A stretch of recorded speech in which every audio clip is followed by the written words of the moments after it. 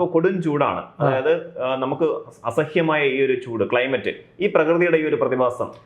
പ്രകൃതിയുടെ പ്രതിഭാസം എന്ന് പറഞ്ഞാൽ ഈ സൂര്യനൊക്കെ ഇപ്പൊ ചെറുതായിക്കൊണ്ടിരിക്കുകയാണ്, മനസ്സിലായില്ലേ? സൂര്യന്റെ അത് ചലനങ്ങൾ, അതിന്റെ ഒരു ഇത്, കാലചക്രം മുന്നേ പോകും, നമ്മൾ പിന്നെയാണ് പോകുന്നത്, മനസ്സിലായോ? കാലചക്രം അപ്ഗ്രേഡ് ചെയ്യുന്ന ഞാൻ നോക്കുമ്പോഴത്തേക്ക് ഒരു 30 ദിവസത്തെ വ്യത്യാസമുണ്ട് അപ്ഗ്രേഡിൽ, മനസ്സിലായ? ഇപ്പം നമുക്കത് നോക്കാം, പ്രകൃതി തന്നെ നോക്കാം. പണ്ട് കണിക്കൊന്ന പൂത്തൊലയണത് ഈ സമയത്താണ്, ഇപ്പം നമ്മളത് കൊഴിയാണ് ചെയ്യുന്നത്, മേടമാസം കൊഴി. അപ്പം ഇത് മനുഷ്യൻ അപ്ഗ്രേഡ് ചെയ്യുന്നില്ല, പ്രകൃതി അത് അപ്ഗ്രേഡ് ചെയ്തുകൊണ്ടാണ് പോകുന്നത്. അപ്പം അവിടെ ഡിപ്രിസിയേഷൻ ഉണ്ട്, കറങ്ങുന്ന ഗ്രഹങ്ങൾക്കെല്ലാം ഡിപ്രിസിയേഷൻ ഉണ്ട്. ഒരു ഫാന് കറങ്ങിയാലും അതിന് ഡിപ്രിസിയേഷൻ ഉണ്ട്, മനസ്സിലായ? അപ്പം നമ്മൾ സൂര്യൻ ഇത്ര സമയമുള്ളപ്പോഴത്തേക്ക് ഇത്ര ഇതാണ്, ഭൂമി ഇത്രയും വലിപ്പമുള്ളപ്പോൾ ഇത്രയും, അവന് ആ റെവല്യൂഷൻ മാറും.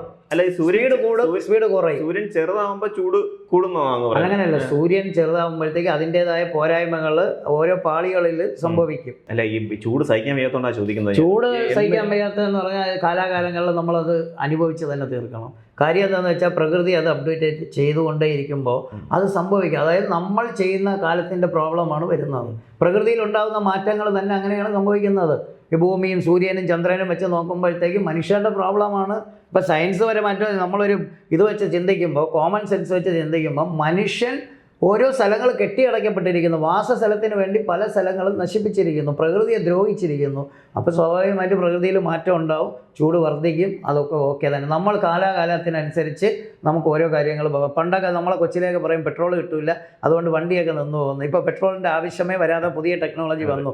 നമ്മളെ പടച്ചവൻ, അതായത് നമ്മളെ സൃഷ്ടിച്ചവൻ കാലാകാലങ്ങളിൽ നമുക്ക് ഓരോന്ന് തന്നുകൊണ്ടിരിക്കും. ഇതിൽ നിന്നും ചൂട് വന്നാലും മനുഷ്യൻ അതിനെ ജീവിക്കാൻ വേണ്ടിയുള്ള കാര്യങ്ങൾ കണ്ടുപിടിച്ചുകൊണ്ടേയിരിക്കും. അത് നമ്മുടെ ഉടയനാണ്. The man propose, the god dispose. കാണാത്തതൊന്നും നമ്മൾ വിശ്വസിക്കേണ്ട. അതെങ്ങനെ നമ്മൾ വിശ്വസിക്കുന്നത്? അന്നും പറഞ്ഞ് നമ്മൾ കാണാത്തതെന്ന് പറഞ്ഞ് ഇല്ല എന്നില്ല. ഇപ്പം നമ്മൾ അപ്പൻ്റെ മുത്തച്ഛനെ ഒന്നും കണ്ടിട്ടില്ല എന്ന് പറഞ്ഞാൽ അവരില്ല എന്നുള്ളതില്ല. പിന്നെ നമ്മൾ കാണണത് തന്നെ ശരിയാവണമെന്നില്ല. സൂര്യൻ കിഴക്ക് ഉദിക്കണോ പടിഞ്ഞാറ് അസ്തമിക്കണോ, യഥാർത്ഥത്തിൽ ഇങ്ങനെ ഒരു പ്രോസസ്സ് ഇല്ല. ഉണ്ടാ, സൂര്യൻ അവിടെ തന്നെയാണ് നിൽക്കുന്നത്. അപ്പോൾ നമ്മൾ കിഴക്ക് പടിഞ്ഞാറൊക്കെ വെച്ച് കാൽക്കുലേറ്റ് ചെയ്ത്, ഇപ്പം നിങ്ങൾ ഇവിടെ നിന്ന് പോകുമ്പോൾ ഇടത് സൈഡ്, അവിടെ നിന്ന് വരുമ്പോൾ വലത് സൈഡ്, ഇതിൻ്റെ സൈഡ് ഏതാണ്? ഇന്ന് നരേന്ദ്രമോദി പാർലമെൻറ്റ് മന്ദിരം ഉദ്ഘാടനം ചെയ്തപ്പോൾ എല്ലാവരും പറഞ്ഞു അത് മോശമാണെന്ന്. ഞാൻ പറഞ്ഞു ഒരു മോശമില്ല, പഞ്ചഭൂത സ്വാതന്ത്ര്യം ഉണ്ടായാൽ മതി. വാസ്തുവിനകത്ത് മെയിനായിട്ട് ഒരു ദോഷമില്ല, ഇടിച്ചു കെട്ടണം അങ്ങനെയൊന്നും പറയുന്നത് തെറ്റാണ്, അത് ചെയ്യാൻ പാടില്ല. പഞ്ചഭൂതത്തിന് സഞ്ചാര സ്വാതന്ത്ര്യം ഉണ്ടാവണം. ഇതാണ് വർഷങ്ങൾക്ക് മുമ്പുള്ള ഗ്രന്ഥങ്ങളിൽ പറഞ്ഞേക്കണം. ആകാശം, അഗ്നി, ഭൂമി, വായു, ജലം, ഇതിന് സഞ്ചാര സ്വാതന്ത്ര്യം ഉണ്ടായി കഴിഞ്ഞാൽ കുഴപ്പമില്ല. അപ്പോൾ പാർലമെന്റ് മന്ദിരം പക്കായ, പാർലമെന്റ് മന്ദിരത്തിന് ഒരു കുഴപ്പമില്ല. എന്നുവെച്ചാൽ അതിനകത്ത് ഇത് സ്വാതന്ത്ര്യമുണ്ട്. ഇതിൻ്റെ അത് പൂർത്തീകരിക്കില്ല എന്നാണ് പല ജ്യോതിഷന്മാരും പറഞ്ഞത്. അതിന് പഞ്ചഭൂത സ്വാതന്ത്ര്യമുണ്ട്. അങ്ങേപോലുള്ള ഒരാൾ അവിടെയും സഹായിക്കാനുണ്ടെന്ന് തോന്നുന്നു.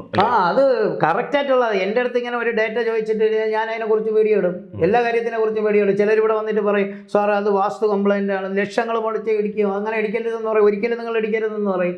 അത് ഇടിക്കേണ്ട ആവശ്യമില്ല. ഇപ്പം നമ്മുടെ ഇവിടുത്തെ കന്യമൂല വേറെയാണ്, തമിഴ്നാട്ടിൽ പോയാൽ കന്യാകുമാരി വേറെയാണ്. പണ്ടുള്ള കാലത്ത് കാറ്റ് വരുമ്പോൾ അടുപ്പ് ആളി കത്തരുത്, അതിൻ്റെ ഭാഗമായിട്ട് ഇന്ന സ്ഥലത്ത് അടുക്കള പാടില്ല, ഇന്ന സ്ഥലത്ത് ഇത് വേണം.